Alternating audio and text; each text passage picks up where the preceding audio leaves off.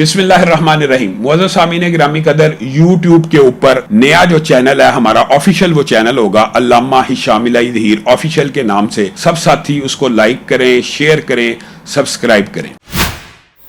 توبہ اور استغفار صرف گناہوں کو مٹاتا نہیں ہے، یہ بھی قرآن پاک سے ثابت ہے۔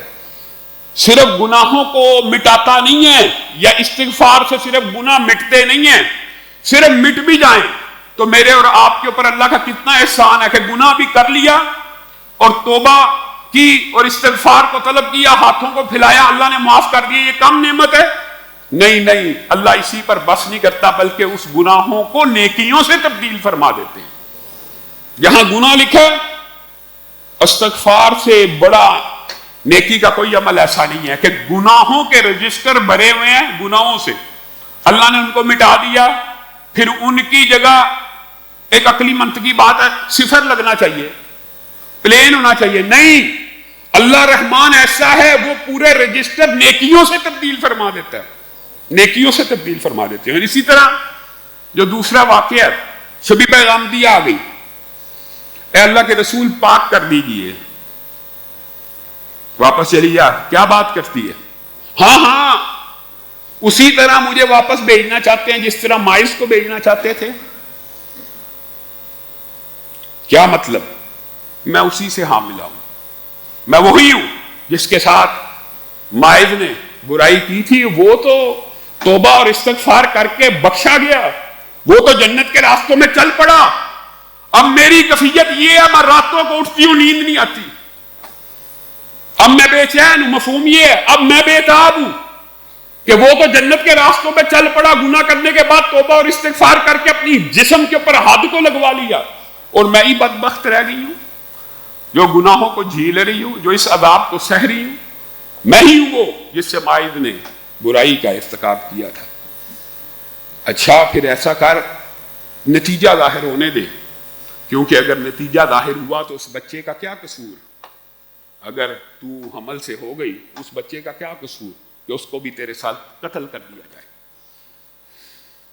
کچھ عرصہ گزرا، رسول اللہ صلی اللہ علیہ وسلم کی بارگاہ میں آئیں اور آ کے کہنے لگی، طہرنی، اے اللہ کے رسول پاک کر دیجئے، حمل ظاہر ہو چکا ہے، کیا اس بچے کا کیا قصور؟ جب تک جنے گی نہیں واپس مت آنا۔ بچہ جنا، اسی دن اٹھائے ہوئے لے آئیں، اللہ کے رسول اب تو پاک کر دیجئے، 9 ماہ گزر گئے، راتوں کو نیند۔ یہ ندامت، اگر گناہ کے اوپر یہ ندامت ہے تو گناہ نیکیوں سے بدلے جائیں گے انشاءاللہ۔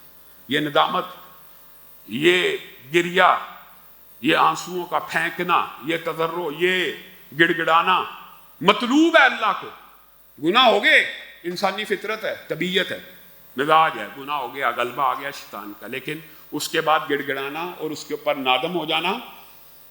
پہلے دن کے بچے کو اٹھا کے لے، اس بچے کا کیا قصور، اس کو دودھ کون پلائے گا؟ اس وقت تک واپس نہ آنا جب تلک یہ روٹی کھانے کے قابل نہ ہو جائے۔ اور صحابہ نے اور محدثین نے عجیب یہاں پہ جملے لکھے ہیں، ماں نے گناہوں کے اوپر ایسی نادم تھی، ایسی عمدہ ٹریننگ کی، بچہ 6 ماہ کا نہیں تھا، وہ روٹی اپنے ہاتھ سے کھانے لگا، ایسی ٹریننگ تھی۔ پھر اللہ کے نبی کے حضور آئیں اور کہنے لگی، اب تو پاک کر دیجئے۔ رسول اللہ نے کہا، جاؤ اس کو سنسار کر دیا جائے، بچے کی کفالت فلاں کرے گا۔ سنسار کیا گیا، پتھر پھینکے گئے، ایک پتھر ان کے سر مبارک پہ لگا، خون کا ایک فوارہ چھوٹا، اور وہ حضرت خالد ابن ولید کے کپڑوں کو تر کر گیا۔ حضرت خالد ابن ولید جلادی قبیلت کے آدمی تھے۔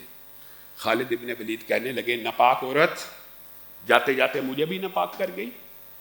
رسول اللہ صلی اللہ علیہ وسلم تیزی سے آگے بڑھے، پیشانی شکن آلود ہو گئی، کہا، خالد تو نے کتنی تلخ بات کی ہے، تو نے کتنی کڑوی بات کی ہے، شبیبہ غامدیہ نے ایسی توبہ کی ہے، اللہ کی قسم کوئی ظالم ٹیکس لینے والا جو لوگوں کے مالوں کو ہڑپ کرنے والا ہو، وہ بھی اگر توبہ کرے اللہ اس کے بھی گناہوں کو معاف کر دے۔